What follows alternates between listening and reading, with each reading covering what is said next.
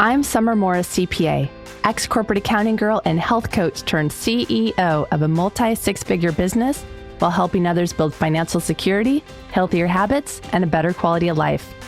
It wasn't that long ago I lacked the confidence, the right plan, and time to focus on growing my small but mighty business, while also having time for healthy activities I wanted to pursue away from my desk.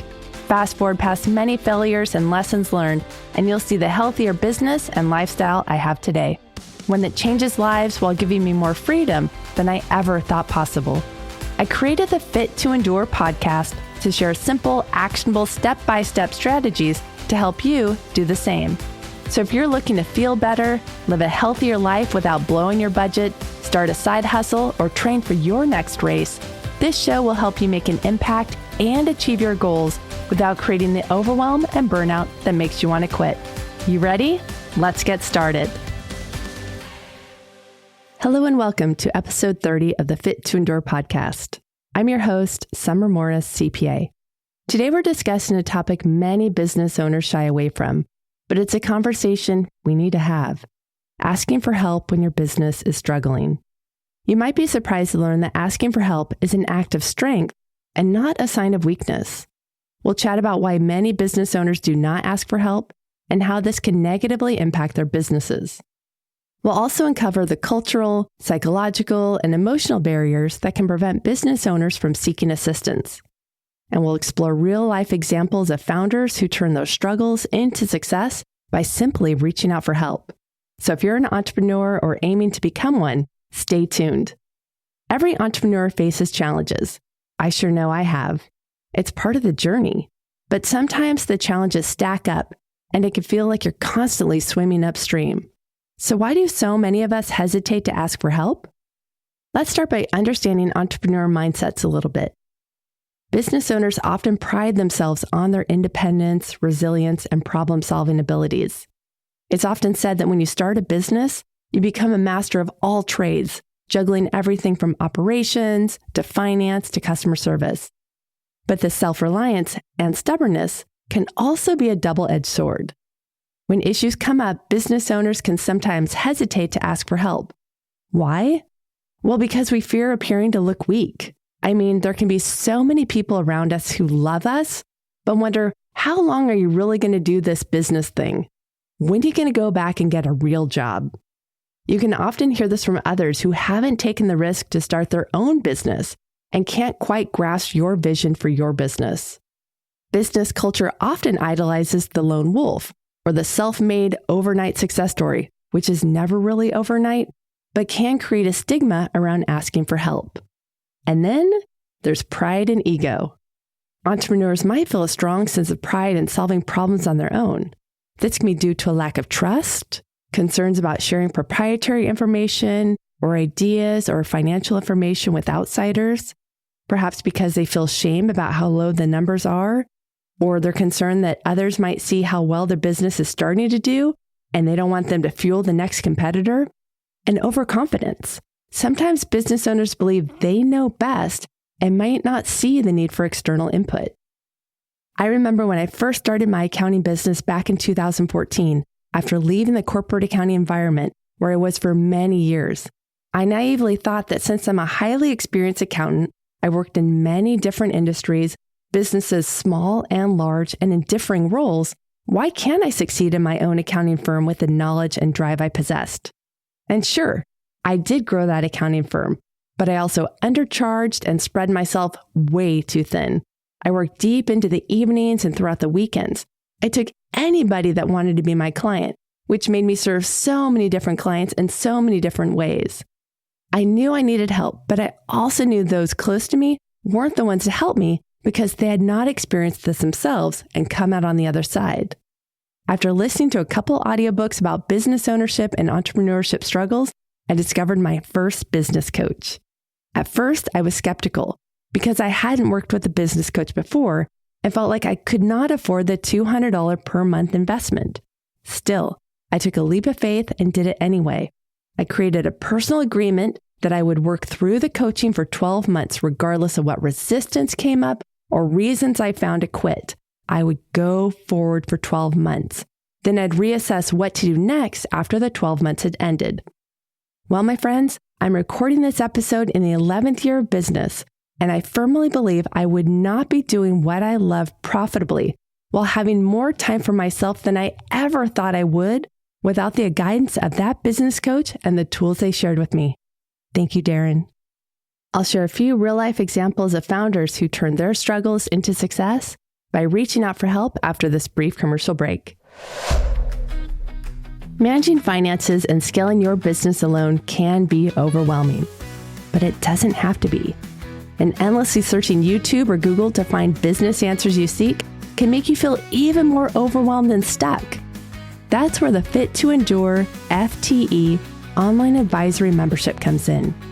By joining FTE, you'll gain access to resources and become part of a community where you can learn, grow your business, and navigate challenges more clearly and easily. Curated training sessions and live Q&A each week can help you better understand QuickBooks Online, your business and personal finances, your income taxes, and how to use technology tools plus healthy boundaries to boost efficiency, free up more of your time, while also creating more satisfied repeat customers. You can also submit your questions via the Ask a Coach tool in our membership portal and have them answered personally. I am Summer Morris CPA, a strategic financial expert and QuickBooks Online coach dedicated to turning financial worries into success stories. I've been helping entrepreneurs and business owners like you improve profitability through smarter money management, financial literacy, and accountability. And I'm excited to introduce you to the Fit to Endure FTE online membership, your ultimate resource for financial growth and scaling your business. By joining FTE, you'll join a supportive community where you can learn, grow your business, and easily navigate challenges. How does that sound? And the membership, it starts at only $100 per month. That's right, $100. You can learn more at summermorris.com/FTE. That's summermorris.com/FTE. I'll see you inside. Welcome back. Here are a few real-life examples of founders who turned their struggles into success after seeking help.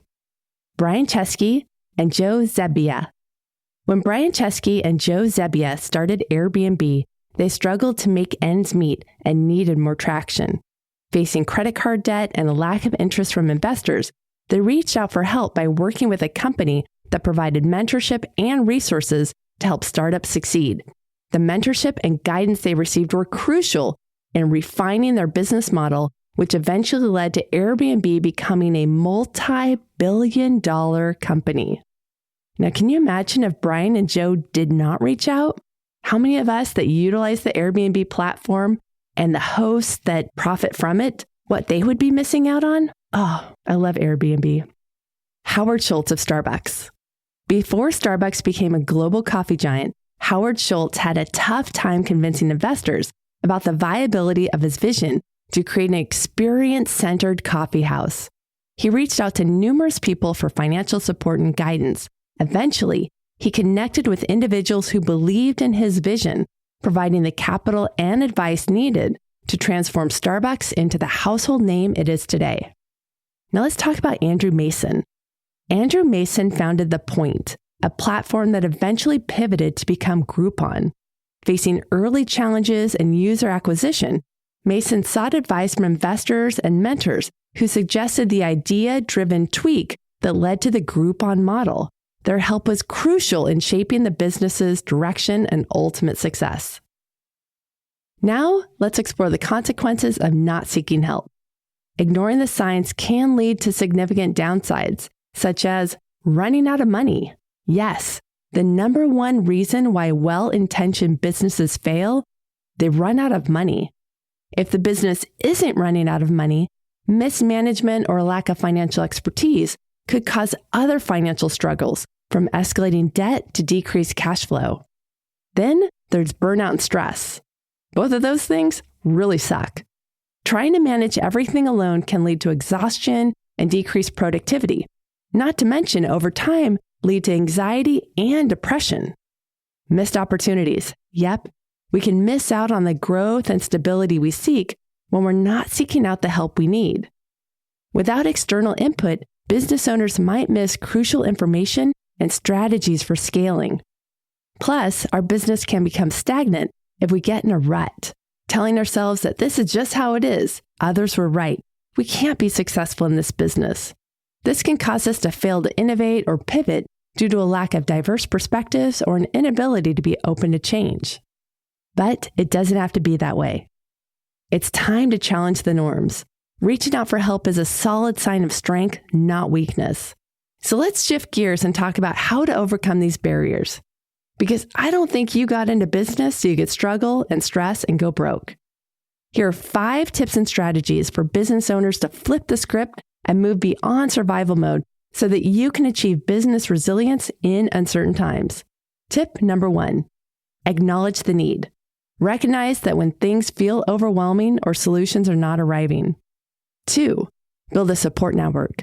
Cultivate a group with a trusted advisor, mentor, and peers you can trust and rely on. 3, seek professional guidance.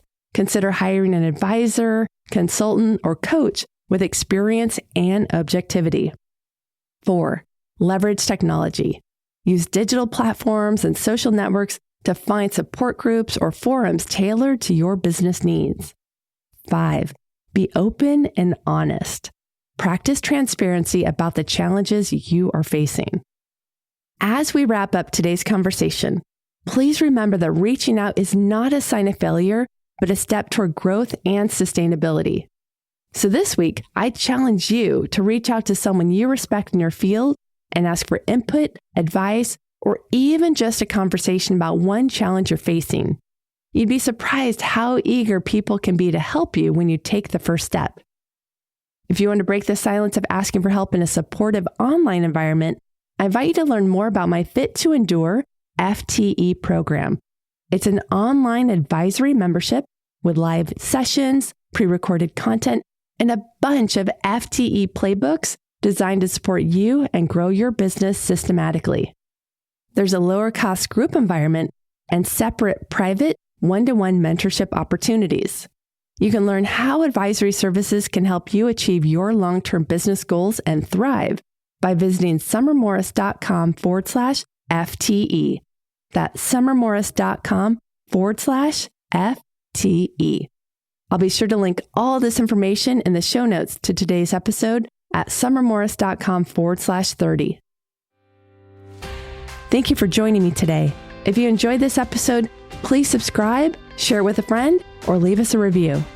And be sure to join us next week on the Fit to Endure podcast when we will continue discussing how business owners can thrive. Bye-bye for now. Namaste.